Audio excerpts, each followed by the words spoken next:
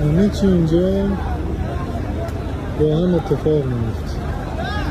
این مرتاز اینجا خوابیده، سگ کنارش، اینجا دارن مرده میسوزونن، اینا دارن سوار رود گنج پست میدن خودشونو، اینجا یه باغه، همینجور همه کنار هم. اون اینجا داره دستشویی میکنه.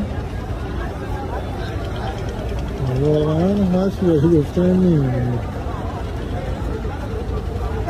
این هم که معبدشون.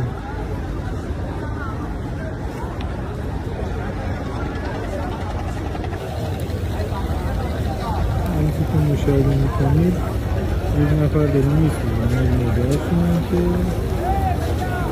در این نما پاهاشون میبینید. همین